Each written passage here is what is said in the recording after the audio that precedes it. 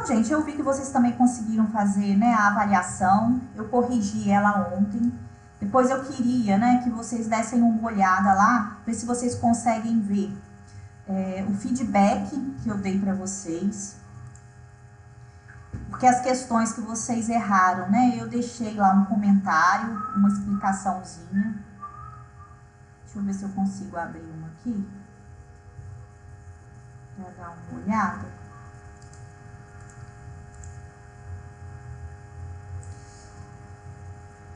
Tá vendo? Sempre tem um comentário, né, embaixo. Então eu queria que vocês dessem uma olhada, porque a aula de hoje eu vou aproveitar também para a gente fazer uma revisão do que a gente já estudou, né, até aqui. Então, queria que vocês olhassem aí como que foi a correção da prova. Além disso, eu já liberei 2 aulas aqui para vocês, tá?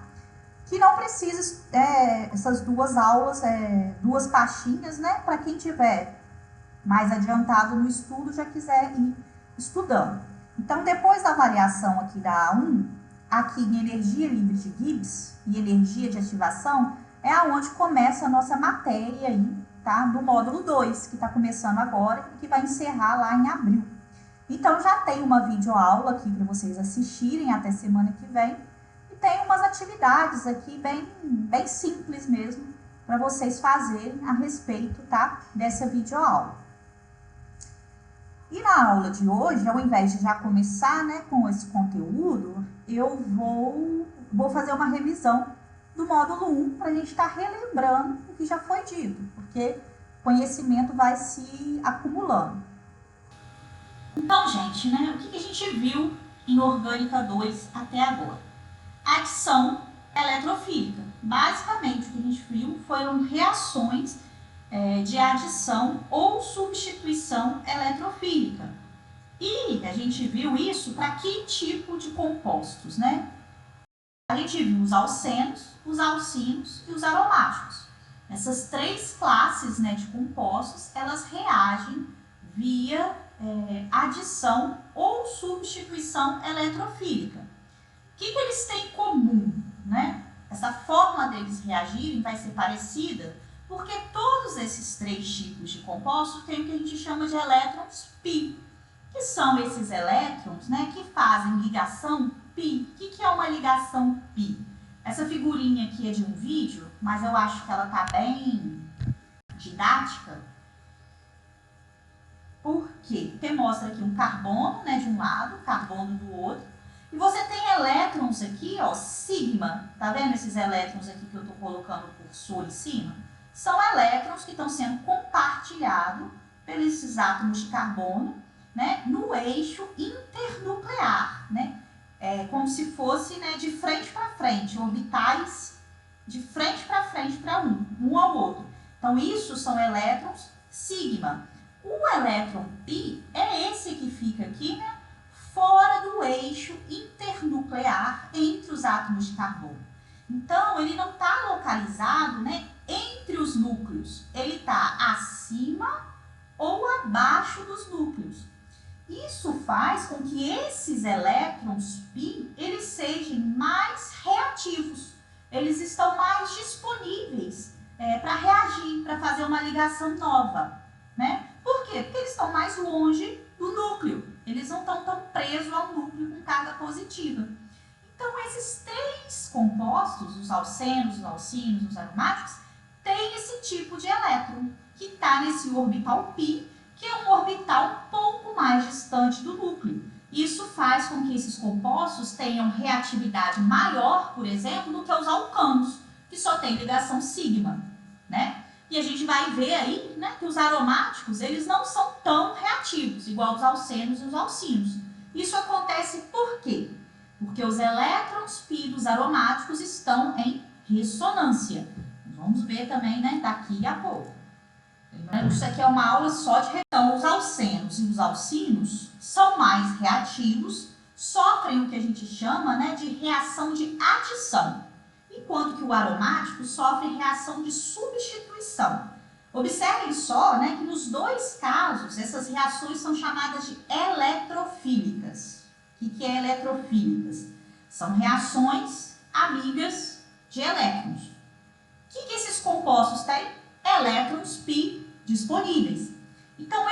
compostos, né, eles vão reagir com um eletrófilo, com uma substância que quer elétrons. Então, esses eletrófilos, né, muitas vezes são representados, né, pela letrinha maiúscula, mais. Né? São compostos positivos, enquanto que os alcenos, os alcínios, os aromáticos são ricos em elétrons. Então, eles possuem cargas parciais negativas. Alcenos e alcínios sofrem adição. O que quer dizer isso? A ligação dupla ou tripla vai se romper e eu vou formar duas novas ligações sigmas, enquanto que os aromáticos sofrem substituição. O que quer dizer isso? Que eu não vou romper a ligação pi, eu vou apenas trocar um dos substituintes. Por exemplo, eu vou trocar um hidrogênio por um halogênio, né? Então, né, só para a gente relembrar, né, um pouco disso, e desses mecanismos e destacar o que é mais importante nesse conteúdo, né, é que as reações de adição eletrofílica que acontecem nos alcenos e nos alcínios, né, elas acontecem via formação de um carbocátion ou de um intermediário cíclico que também tem carga positiva. Então, tem uma animaçãozinha aqui pra gente. Acontece, né, essa adição.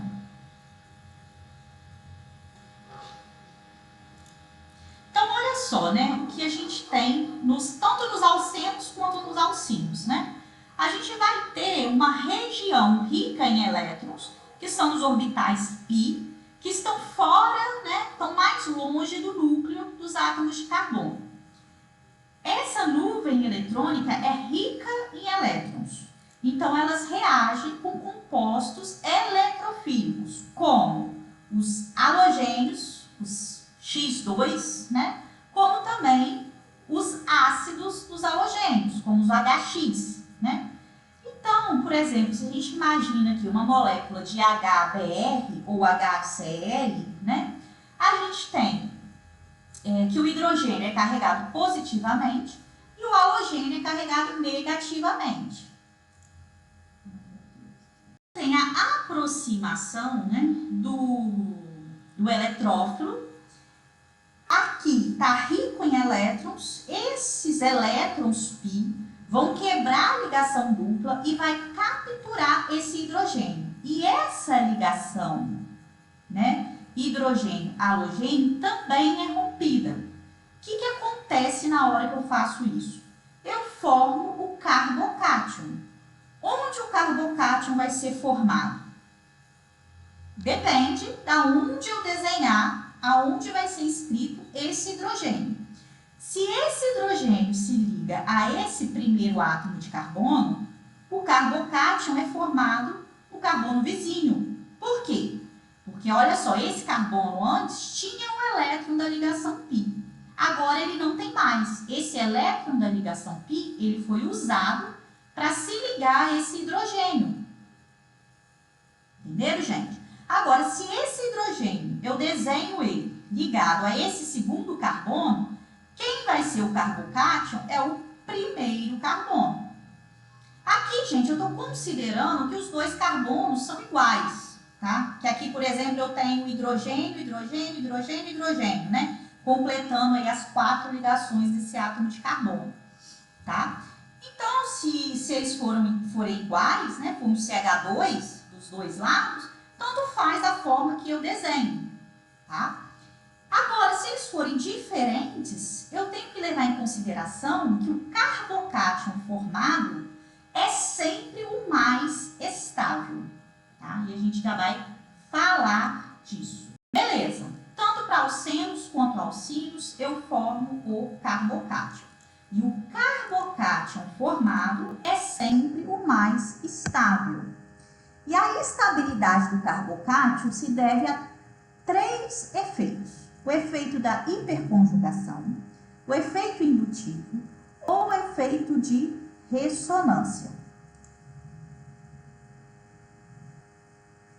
Um carbocátion, né? Ele é mais estável, né? Quanto mais grupos alquíleos estiverem ligados a ele. E isso acontece por causa do efeito indutivo. Grupo alquil doa elétron para o carbocátion. Observem só, o carbocátion ele tem uma carga positiva. Então, quanto mais elétrons tiver ao redor dele, quanto mais grupos, né, que tenham muitos elétrons tiver ao redor dele, melhor. Então, olha só a comparação. Aqui eu tenho um carbocátion terciário e aqui eu tenho um carbocátion secundário. O que está acontecendo? No carbocátion secundário, ó, o grupo metil é substituído por um hidrogênio. O hidrogênio só tem um elétron. O grupo metil tem um montão de elétrons, né? Você tem um monte de orbitais aqui. Você tem uma nuvem eletrônica muito maior no grupo metil do que no hidrogênio, que só tem um orbital, um S com um elétron, um orbital pequeno com um único elétron. Então, à medida que eu vou trocando os grupos alquil por hidrogênio, o meu carbocátion vai ficando menos estável, ele vai ficando instável. Por quê? Porque é difícil o carbono com essa carga positiva, né? Essa carga positiva ela não tem nada que ajude ela a existir. Ela não tem elétrons vizinhos, nuvens eletrônicas vizinhas, né? Ricas em elétrons, para estabilizar essa carga positiva. Se ele é muito instável, ele não se forma. Ou se ele se forma, ele rapidamente reage para virar outra coisa, né? Então, aqui está mostrando, né, que carbocátion primário é menos estável que o secundário, que é menos estável que o terciário.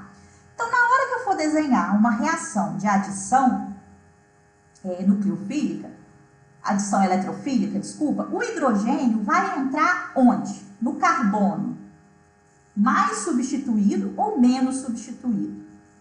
No menos substituído. Ele vai entrar no mais hidrogenado, que é a regra de Markovnikov lá. Por quê? Porque o carbocátion vai ser formado no outro, no que é mais substituído.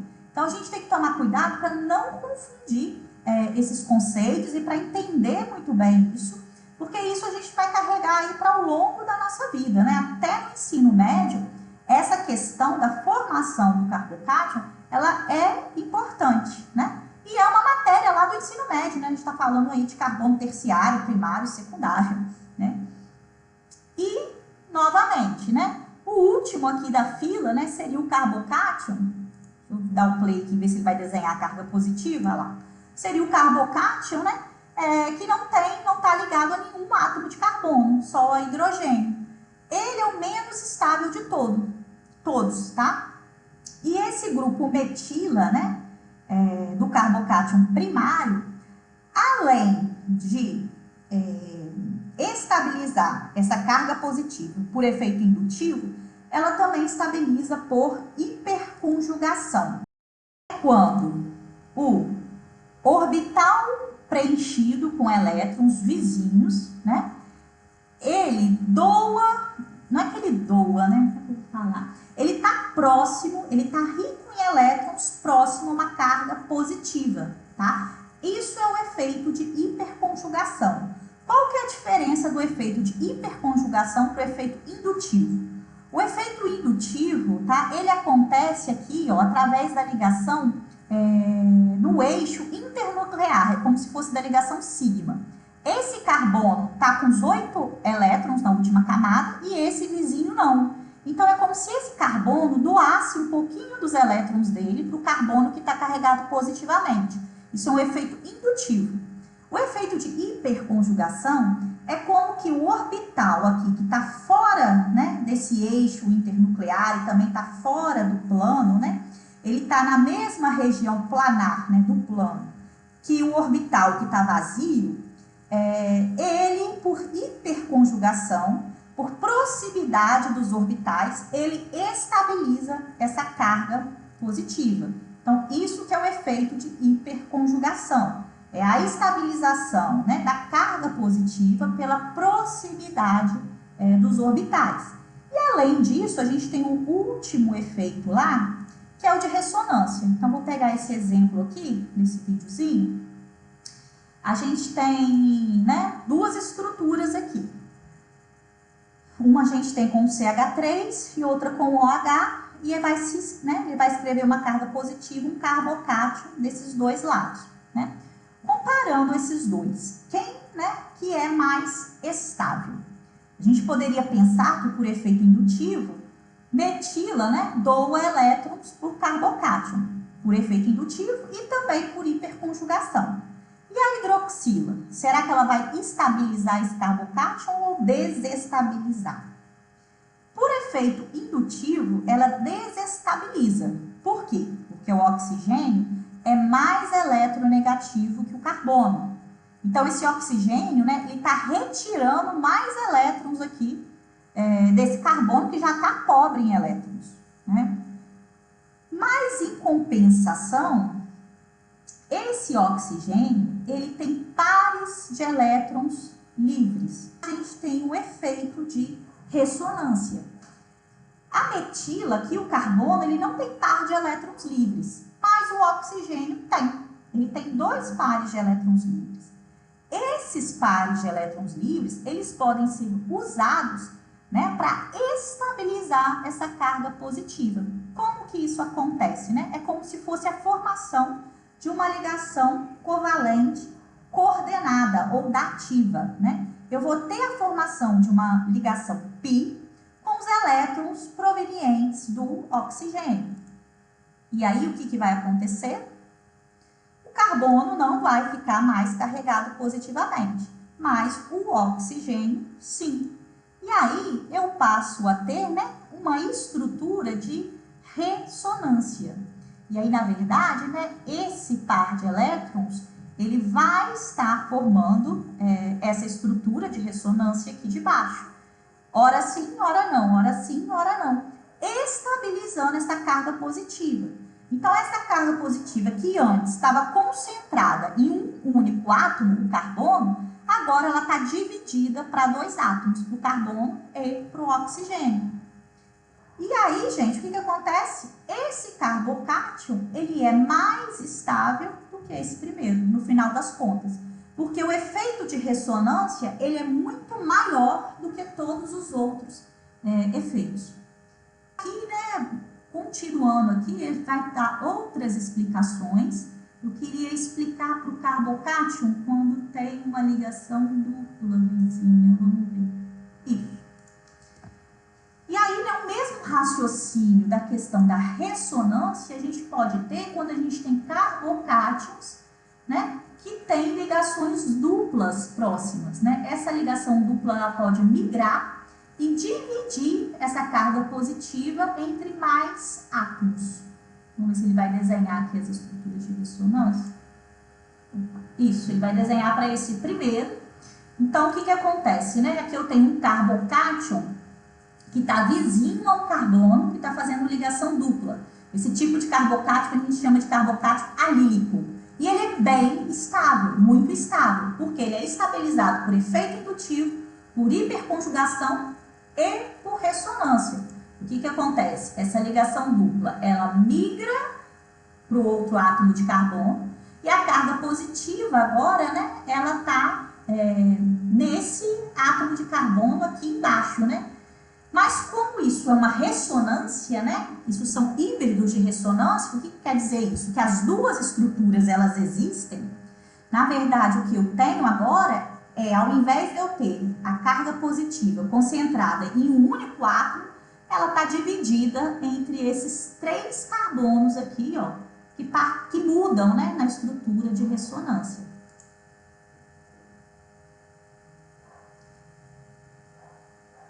E aí, gente, quanto mais estruturas de ressonância eu tiver, mais estável é aquele carbocátion.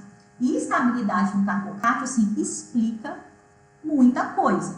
E isso acontece, né, tanto nos alcenos quanto nos alcinos, tá? Os alcenos e os alcinos reagem de forma semelhante. Vou destacar aqui as principais reações deles, tá? Com ácidos, HX, o hidrogênio se adiciona um carbono, o halogênio no outro. Com halogênios, quando a gente tem adição de Br2, Cl2, F2, cada cloro, cada bromo se adiciona um carbono da dupla ligação. Também reage agem de forma semelhante com água e também com agentes redutores, que é aquela redução, né? Quando a gente usa hidrogênio com aquele catalisador de paládio. Quais são as principais diferenças, tá? É o tipo de agente redutor que a gente usa em cada caso, dependendo do produto que a gente quer, e que as reações com água, no caso dos alcenos, levam a álcoois, e no caso dos alcinos, levam a compostos carbonilados, aldeídos ou cetonas. Foi até uma questão da prova, tá? Alguns alunos acertaram, outros erraram, tá? Enfim, queria deixar isso bem claro para vocês, tá? Por que isso acontece, né? Quando a gente tem aí, né, a hidratação de um alcino ou de um alceno, né, a gente vai ter a adição de uma molécula de água nessa dupla ligação. A gente está trabalhando com meio ácido e a gente vai ter a adição de água. Então, a primeira etapa, né, de todo o mecanismo de reação de adição eletrofílica, né, é a ligação dupla atacando um eletrófilo. Aonde que esse hidrogênio vai se ligar, pessoal? Ele vai se ligar nesse carbono ou nesse carbono da ponta? Ele vai se ligar onde eu formo o carbocátion mais estável.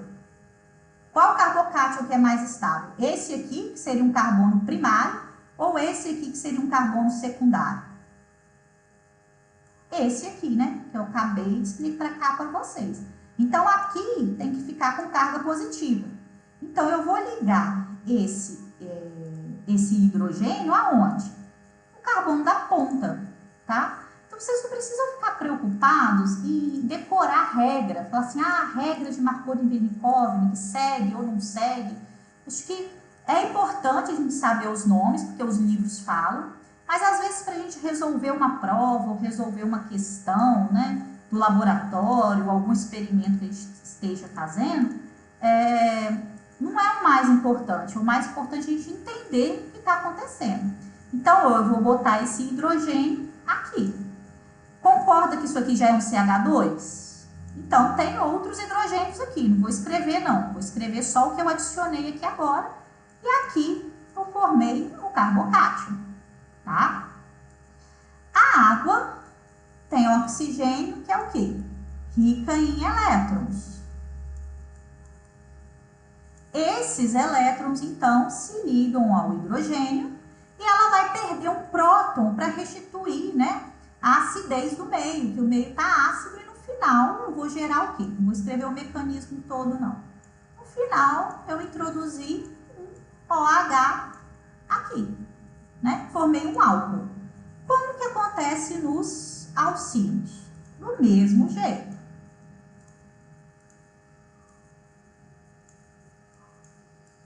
Então, aqui agora a gente tem um alcino, vou botar de novo o meio ácido para reagir em água.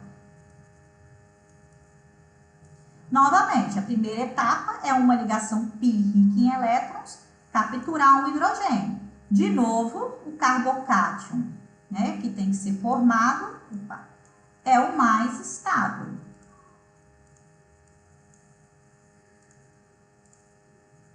Só que aqui agora, né, eu quebrei uma ligação pi, mas a outra ficou. Mas tudo bem. Então, aqui tem uma carga positiva e aqui um hidrogênio entrou. Vamos dizer, água no meio. A água, tem o oxigênio rico em pares de elétrons livres.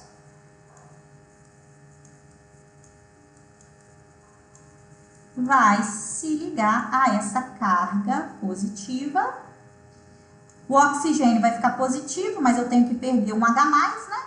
Vai acabar gerando o produto, seria esse aqui. Esse produto, pessoal, né, é similar ao álcool, só que a hidroxila ligada a um carbono insaturado, um carbono que está fazendo dupla ligação. Esse tipo de composto a gente chama de enol. Esse tipo de composto, né, ele não é estável. Na verdade, ele é estável, né? Ele existe, só que ele existe em um equilíbrio químico dinâmico em que a forma dele, ceto ou aldo, né, da cetona ou do aldeído, é a forma mais estável. Né? O que acontece? Aqui, ó, formou o enol, mas o que acontece? Né? Ele rapidamente se transforma, nesse caso aqui, ele se transformou numa cetona, né? Se a gente considerar que esse grupo aqui, né, é uma metila. Se considerar que é um hidrogênio, vai se transformar num aldeído. Né? O que acontece? Essa ligação dupla, ela se rompe, né? Ela captura esse hidrogênio e essa ligação sigma, esse par de elétrons do oxigênio e do hidrogênio, forma a ligação dupla C dupla O. Observem, né, que são os mesmos átomos. Se eu fosse escrever a fórmula molecular desse composto, seria a mesma, só que aqui, né, eu estou originando uma cetona ou um aldeído. Esse tipo de equilíbrio, né, é famoso na química e é chamado de tautomerismo. Tá? Então, essa daí é a principal diferença dos alcenos e dos alcinos na hora que eles reagem com água. E uma outra coisa que eu tinha destacado para vocês também, né, é a diferença na hora que eles sofrem redução. Os dois, né, sofrem redução com hidrogênio, utilizando como catalisador paládio suportado em carvão. Os dois, quando sofrem, né, essa reação com esse catalisador, eles se transformam em alcanos. Agora, se você quiser sair de um alceno e parar no alcino, se quiser sair de um alcino e fazer a redução até um alceno, você precisa usar um catalisador mais brando, um catalisador não tão eficiente, que é o conhecido catalisador de Lindlar, tá? Que é, agora, em vez da gente ter, né, o paládio adsorvido no carbono, a gente tem o paládio adsorvido em carbonato de cálcio e com uma certa quantidade de acetato de chumbo e quinolina, que faz com que esse catalisador fique mais brando realmente, né, menos reativo. E aí a gente consegue obter alcenos a partir de alcinos. Dependendo, né, do catalisador que a gente usa nessas reações de redução, a gente pode parar na redução dos alcenos ou chegar à redução total aí para obter alcanos, tá? E aí, gente, quando a gente falou dessas reações, né, apareceu lá o conceito de isômeros. Quando que eu tenho isômeros nessas reações, tá? Aí depende principalmente dos meus reagentes. Por exemplo, se eu tenho, né, o etino, que é um CH2 ligado a um CH2, vai fazer diferença, né, aonde que o átomo de bromo e aonde que o átomo de hidrogênio vai entrar? Não vai. Depois vocês podem tentar fazer em casa, no caderno de vocês, escrever, por exemplo, colocando o hidrogênio entrando no primeiro carbono e o bromo no segundo. E depois fazer o inverso. Vocês vão ver que o composto, né, ele é o mesmo. Se vocês forem dar nome àquele composto, seguir as regras de nomenclatura do IUPAC, vocês vão ver que o nome vai ser o mesmo que vocês vão dar, tá? É o mesmo composto. Agora, se eu tenho, né, um reagente em que os substituintes da ligação dupla são diferentes, aí eu posso ter a formação de isômero, sim ou não? Nesse caso aqui, pessoal, provavelmente eu não vou formar isômero. Por quê?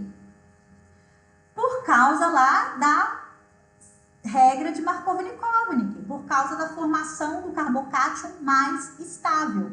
Aonde vai entrar o hidrogênio? Nesse primeiro carbono aqui, o mais hidrogenado. Então, o bromo vai se adicionar a esse carbono que tem o substituinte metil, porque o carbocátion formado aqui por esse carbono vai ser um carbocátion secundário, enquanto que o desse aqui vai ser primário. A mesma coisa nesse outro exemplo aqui.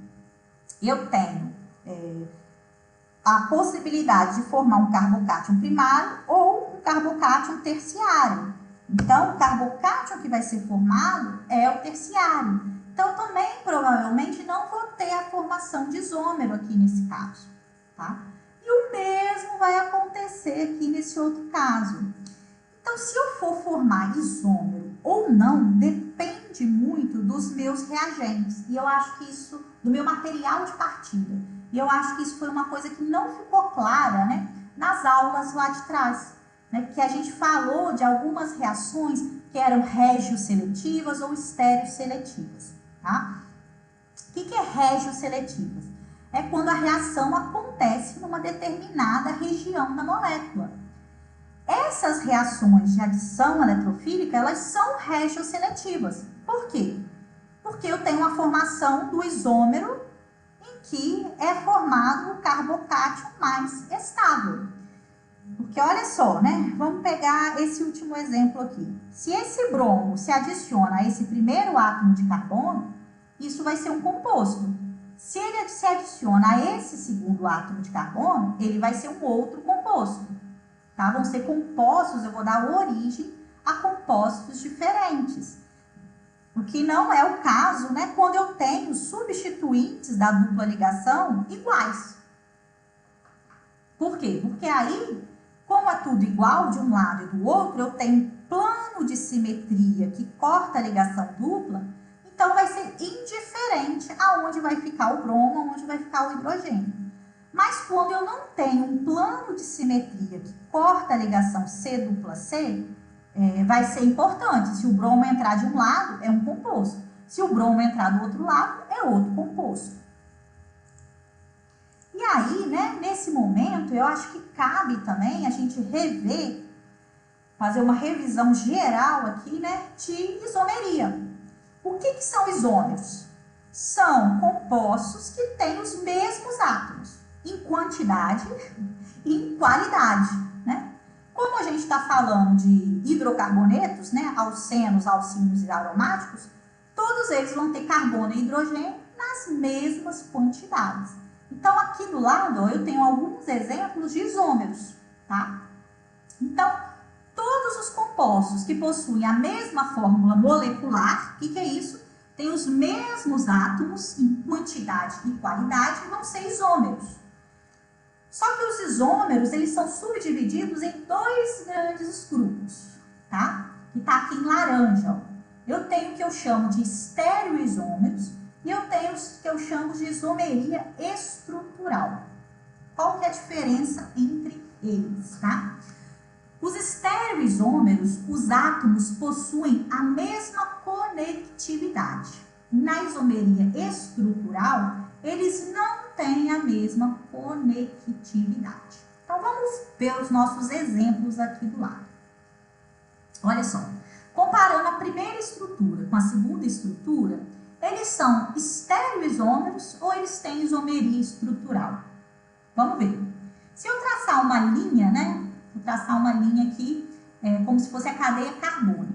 O que eu tenho? Um CH3, carbono, dupla carbono, CH3. Nesse carbono, eu tenho um grupo metil e tenho um hidrogênio. Nesse carbono, eu tenho um grupo metil e tenho um hidrogênio. Beleza. Essa é a conectividade, tá? Vamos ver no de baixo. Se eu traçar, né, também, se eu tentar acompanhar aqui, né, a cadeia principal, eu tenho um grupo metila, o carbono, a dupla e o carbono. Em cada carbono da dupla, eu tenho um hidrogênio.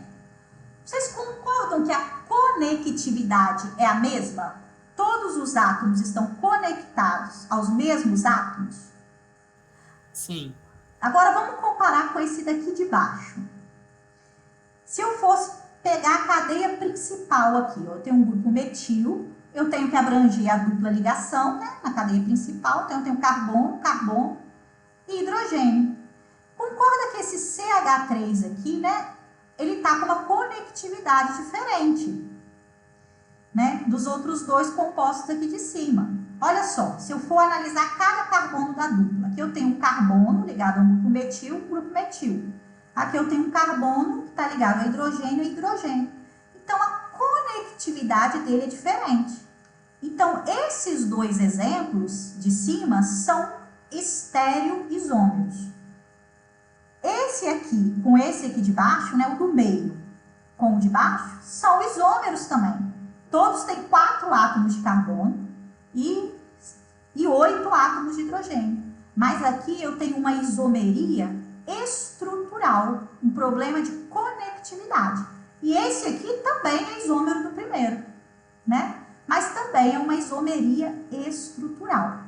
Essa isomeria estrutural, né, ela pode ser, por exemplo, de cadeia ou de posição, que foi o que aconteceu aqui com a gente, né? A cadeia de carbono desse último exemplo é uma cadeia ramificada, enquanto que aqui do primeiro, né, eu não tenho cadeia ramificada, se eu for seguir, né, a conectividade aqui dos átomos. Pode ser também de posição. Se essa cadeia fosse maior, eu poderia ter um CH3 no carbono 1, ou no carbono 3, ou no carbono 4, ou no carbono 5. E ainda eu posso ter de função. O exemplo que a gente acabou de ver lá do tautomerismo, né? Essa substância é isômero dessa. Eles têm a mesma fórmula molecular, os mesmos átomos, mas a conectividade entre os átomos muda, mudando a função. Então, é uma isomeria estrutural de função. Se a gente fosse classificar, classificar e classificar, né? É uma subclassificação dentro dessa classificação. Voltando aqui agora, então, para os estereoisômeros, né? O que acontece, então, para esse primeiro composto ser um isômero desse segundo? Olha, pessoal, eles têm a mesma conectividade. Por que eles não são o mesmo composto? Se essa ligação dupla fosse uma ligação simples, eles seriam o mesmo composto. Se eu tivesse, por exemplo... Então, olha só, se eu tentar desenhar, né, um análogo aqui, carbono, se aqui fosse uma ligação simples, eu botar esse CH3 para cá. E agora eu vou acrescentar um hidrogênio aqui de cada lado, porque eu tirei a dupla, né? Vou desenhar esse CH3 para cá, um hidrogênio para cá, um hidrogênio para cá. Beleza. Agora eu vou fazer a mesma coisa com a estrutura de baixo.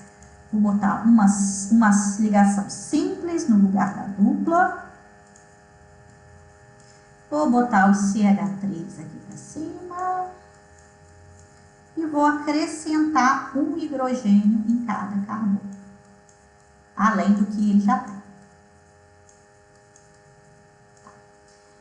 Esses compostos aqui, ó, esse é diferente desses. Agora, esse que eu desenhei novo, que tá muito feio, mas eu acho que vai ser bom para nossa explicação. Eles são diferentes ou eles são iguais?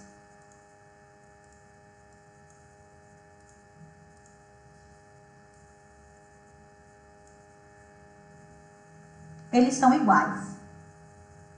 Por quê? Esse CH3 está aqui para cima. Esse CH3 está aqui para o lado. Esse aqui está para cima, esse aqui também está para cima, né? Por que esse é igual e esse aqui é diferente? Esse conjunto aqui circulado em vermelho são dois estereoisômeros, são dois isômeros. Os que estão aqui, que eu desenhei agora, não são isômeros, são iguais, é o mesmo composto. Por quê? Por que esses dois compostos são iguais? Esses dois não. A resposta certa, certíssima, Gabriel, tem a ver com a ligação dupla. A ligação simples, tá vendo essa ligação simples carbono-carbono? Ela sofre rotação. Isso aqui roda livremente a temperatura ambiente. Isso aqui roda, tá rodando. Então, se esse carbono tá para baixo ou tá para cima, é porque essa ligação simples aqui entre esses dois átomos de carbono, ela gira, ela tá girando. Agora, a rotação em torno da ligação dupla, ela não acontece a temperatura ambiente, ela não é livre. É como se ela fosse travada. Por quê? Exatamente por causa da ligação π, que está fora do plano, que está aqui travando essa ligação. Então, esses compostos, né? Esses dois aqui são iguais porque as ligações são todas simples e todas elas giram livremente. Quando eu tenho ligação dupla, né? A ligação dupla não permite que esse átomo de carbono vizinho aqui, ó, que ele gire, jogando esse CH3 para cima e o hidrogênio para baixo. Então, aqui eu tenho dois compostos diferentes. Um a gente chama de trans, esse aqui, né, de cima, e esse a gente chama de cis. É como se essa ligação dupla, né, ela fixasse um plano em que a gente não consegue ter esse giro. Eu vou tentar mostrar isso melhor aqui, mostrando para vocês um ciclo. Tá vendo aqui, ó, o ciclo penteno, né? O ciclo penteno tem uma ligação dupla, né? Então, o ciclo ainda é pior ainda, é uma estrutura mais rígida, porque eu também não tenho como, né, girar essas ligações. Nem a ligação simples, ela gira. Ela é fixa, né? Ela está presa, né? Uma extremidade está sempre presa à outra. A gente não tem extremidade livre para ter essa rotação, para ter esse giro. Então, né, a gente estava falando de isômeros.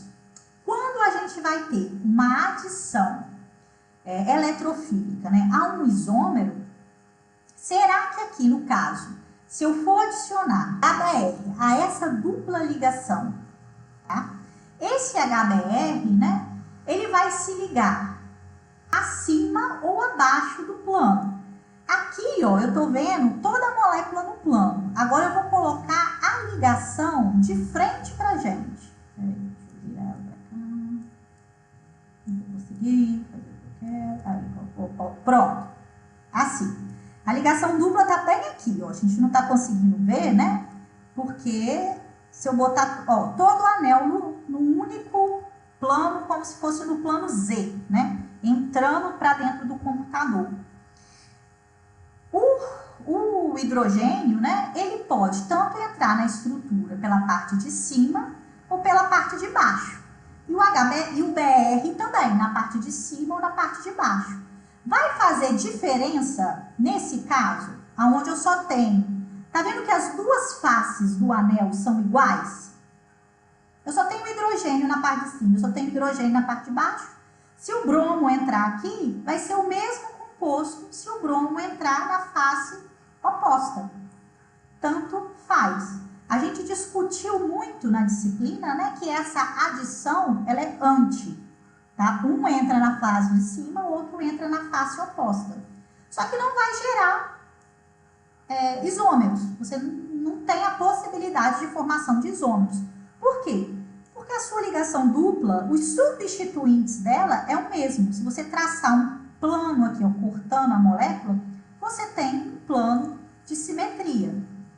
Agora, se você pegar e colocar um substituinte nessa ligação dupla, quebrando esse plano de simetria, o que vai acontecer? Aí sim, você pode ter a formação de isômeros. Por quê? Se o bromo entrar por baixo ou o bromo entrar por cima, você vai ter isômeros cis ou trans se formando. Porque você já tem um substituinte na ligação dupla. Então, o seu átomo de bromo, ele pode entrar do mesmo lado que está o seu substituinte. Tá vendo? Da forma que tá aqui, ó, mais ou menos como se ele estivesse para cima, né? Ele tá nessa face da ligação dupla. Então, seu átomo de bromo pode entrar na mesma face para formar o isômero cis, ou ele pode entrar na face oposta para formar o isômero trans. Então, deixa eu tentar botar a ligação dupla da mesma forma que eu coloquei aquela hora. Assim. A ligação dupla tá aqui. Tá vendo que o grupo metila tá para cima? Normalmente, o bromo entra onde? Contrário ao grupo substituinte que já está na molécula. Devido a quê? A impedimento estéreo, né? É mais fácil um outro átomo entrar pela face oposta, aonde eu não tenho um grupo volumoso vizinho. Então, aqui nesse caso, se eu tiver uma reação de adição de HBr, eu posso ter a formação de isômeros. Eu posso ter um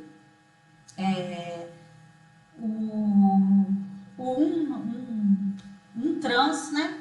Um bromo trans 2 metil ou cis. Então, gente, assim, são coisas da química lá de trás, mas que o conhecimento vai se acumulando e a gente precisa ter fresco, né, na memória para poder falar, né, dessas reações. Quando a gente fala dessas reações, esses compostos aparecem lá atrás. Então, gente, só para finalizar, vou falar rapidinho aqui dos compostos aromáticos, porque eles não têm esse problema, né, de isômeros. A gente viu também, né, que não só o benzeno é aromático, mas todos os compostos que são cíclicos, que são planares e que têm 4N mais 2 elétrons π são aromáticos. Mas a gente falou de fato mesmo só das reações de substituição eletrofílica do benzeno. Resumindo, quais são elas, tá? É a halogenação, a nitração, a sulfonação, a alquilação de Friedel-Crafts e a acilação de Friedel-Crafts. Os aromáticos são bem menos reativos que os alcenos, por causa das estruturas de ressonância. Eles sempre precisam de um catalisador. Observe aqui, ó, nas reações, todas têm um catalisador.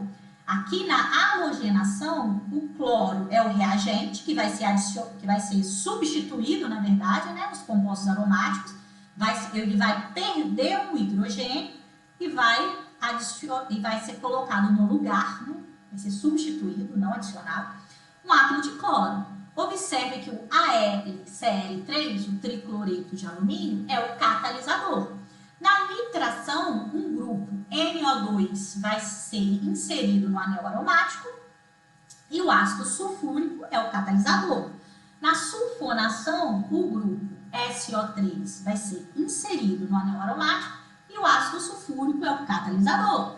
Na alquilação de Friedel-Crafts, um grupo alquil, R qualquer, vai ser inserido no anel aromático e o AlCl3 é o catalisador. Na acilação de Friedel-Crafts, vai ser inserido um grupo C-R no anel aromático.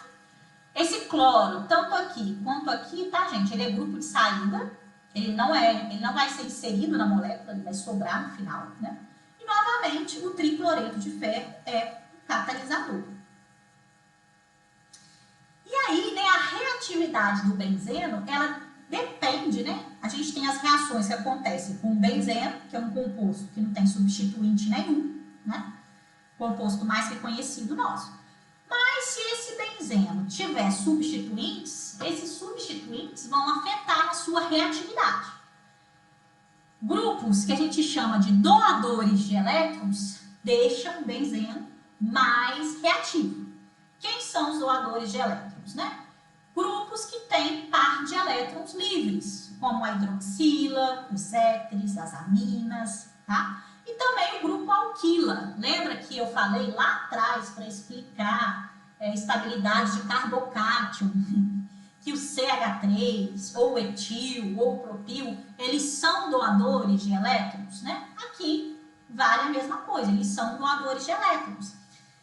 Então, o que acontece, né? Esses grupos deixam a nuvem eletrônica aqui dos elétrons π mais ricas em elétrons ainda. Então, esse anel está cheio de elétrons, então ele fica mais reativo para reagir com um eletrófilo. Agora, grupos retiradores de elétrons deixam o benzeno menos reativo. Quem são esses grupos? São grupos que não têm par de elétrons livres para doar para um anel e que possuem maior eletronegatividade que o próprio carbono do anel. Por exemplo, o NO2. Aí vocês vão falar assim, não, Juliana, mas o nitrogênio tem par de elétrons livres. Desenha a estrutura do NO2, você vê, estrutura de Lewis. se tem par de elétrons livres? Não tem, tá, gente? Aqui no NO2, o nitrogênio tem uma carga positiva. E o oxigênio aqui, um deles, né, que são dois, é negativo. Então, ele é um grupo bem retirador de elétrons. O grupo C dupla O não tem par de elétrons livres, tá? O carbono não tem par de elétrons livres para doar para o anel. O oxigênio até tem, só que ele está longe do anel. Ele tem um carbono, né? Entre o anel e o oxigênio tem um carbono. Então, esse oxigênio ele não consegue doar por ressonância para o anel aromático. Então, o efeito indutivo dele de retirar os elétrons é o único válido nessa situação. Então, ele também é retirador. Assim como os grupos ésteres e também como as nitrilas. O C tripla N, tá? E ainda, gente, falando de isômeros, quando a gente tem um benzeno, né, a gente não tem isômeros, né, estereoisômeros, não tem isômeros cis e trans. A gente tem um tipo de isomeria que é a isomeria de posição. É aonde esse grupo E vai entrar. Se ele vai entrar na posição orto, meta ou para. E aí, né, a gente tem grupos que são chamados de grupos orientadores, né? Esse grupo, previamente colocado no anel aromático, é que vai direcionar o segundo grupo. Então, se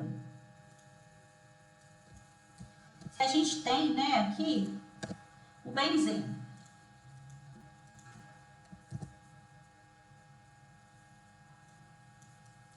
O benzeno, né, ele não tem substituinte nenhum. Então, se eu vou fazer uma reação aqui, por exemplo, de halogenação, vou adicionar um bromo nesse anel, né? Eu tenho que ter um catalisador. Nesse caso aqui, o catalisador que eu uso é o brometo de ferro 3, tá? Então, o bromo vai ser adicionado aqui.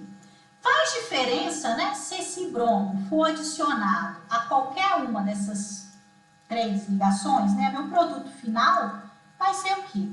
O produto não vou gerar isômero, né? Eles vão ser equivalentes, eles vão ser iguais, independente da onde eu desenho o átomo de bromo, porque nada mais vai estar acontecendo, né? Do que a minha molécula tá girando, né? Essa estrutura é igual a essa, que é igual a essa. Eu só estou girando a estrutura. Se a gente quiser conferir isso, né, a gente pode voltar aqui nesses programinhas, que a gente tem essas estruturas tridimensionais, colocar, né, essa outra, né, tá vendo? É um anel benzênico com bromo. Então, né, a gente pode girar para um lado para o outro, mas a mesma estrutura. Eu não estou quebrando ligação nenhuma para formar outra. Agora, quando eu já tenho, né, um grupo na minha molécula, por exemplo, né, aqui o HBr, quando for entrar o segundo grupo, né, aí sim eu posso ter a formação de um isômero, porque vai fazer diferença. Se esse isômero entrar nesse carbono, eu vou ter um composto que é diferente do que se ele entrar, né, nesse daqui, que também é diferente se ele entrar nesse daqui, né? Esses compostos, né, eles não são iguais. E a gente pode ver, se a gente for desenhar um CH3 aqui, ó. Botei ele aqui, né? Seria o isômero orto. Independente de como eu giro essa estrutura, ele não vai virar um meta. Ele não vai virar um isômero para, né? Então, eu tenho essa possibilidade de formação de isômeros. Vou tentar girar assim, tá vendo? Ele continua, né, sendo um 2 substituído. Ele não passa a ser um 3 ou um 4. Ele vai passar a ser um 3 ou um 4, dependendo da reação que eu fizer, tá? Nesse caso aqui, como eu tenho um bromo, o bromo, ele é um dirigente orto, para. Então, vão se formar esses dois isômeros. E aí a gente tem uma regrinha básica. Tá? De forma geral, os grupos ativadores orientam orto e para. E os desativadores orientam em meta. Tá? Com uma exceção, os halogênios. Os halogênios são grupos desativadores que orientam orto e para. Então, por exemplo, eu já tenho aqui um benzeno que tem um grupo substituinte, é um grupo éter, né? O grupo éter é um grupo doador de elétrons, então ativa o anel. Aonde que esse bromo vai entrar? Qual composto vai ser formado? Esse bromo, né, ele vai entrar, então, na posição, o produto, né, vai ser uma mistura de isômeros, nesse caso. Eu tanto vou formar o isômero orto com bromo aqui, como também vou formar o isômero para, com bromo aqui, em relação ao grupo OCH3. Agora aqui nesse outro exemplo já complica, porque é um benzeno dissubstituído, ele tem dois substituídos. Ele tem um grupo alquil, que é orientador orto e para, e ele tem um grupo que é retirador de elétrons, que é um grupo C-O, que é orientador meta. Mas olha só, é uma situação boa, né? Não sei se eu posso assim dizer. Esse grupo, né, ele orienta orto, então vai entrar nessa posição ou nessa posição, e para. A posição para já está ocupada, então ela eu desconsidero. E esse grupo orienta meta, mas a posição meta ele é qual? É a mesma que é orto atolueno. Então aqui eu vou formar um único produto. E com rendimento muito bom, provavelmente. Porque eu tenho dois grupos ativando a mesma posição. Que é essa aqui, ó. Eu indiquei quais setas. Então, aqui eu tenho um grupo C, O, H. Quem que vai entrar, né, aqui, nessa posição? Olha só, essa reação é uma reação de acilação de Fildenkraft. Esse cloro, ele sai, ele é um grupo de saída, ele vai embora. E o grupo que se liga ao benzeno é o C-O-CH3. O C-O-CH3. Então, é esse composto que eu tenho. Aí vocês podem me perguntar, Juliana, e se entrar do outro lado, do lado de cá? É um isômero? Não, não é. É o mesmo composto. Ele vai ser só a molécula girada. Isso, pessoal, eu sei que às vezes é um pouco complexo, um pouco difícil da gente enxergar, mas a gente tem que enxergar. E a gente vai pegando experiência. À medida que a gente desenha, é importante que vocês tentem desenhar, que vocês tentem fazer resumos, que à medida que vocês desenhem, vocês conseguem, começam a visualizar isso melhor. Pessoal, eu vou ficar por aqui, estendi um pouco a aula hoje, mas é porque eu queria fazer toda essa revisão com vocês. Tá gravando, vou deixar gravado. São conceitos e conteúdos, né, muito importantes dentro da química, até para vocês darem aula no ensino médio. São dúvidas que surgem, conteúdos que surgem. Então é importante. Então eu peço que vocês vejam com calma. Tentem também fazer um resumo, fazer uma revisão de isomeria no caderninho de vocês, né? Fazer um mapa mental sobre esse conteúdo, porque é importante, tá? Qualquer concurso que vocês forem fazer, isso cai com certeza, tá? Então, gente, boa noite então todo mundo, né? Todo mundo, os guerreiros que ficaram aí até o final.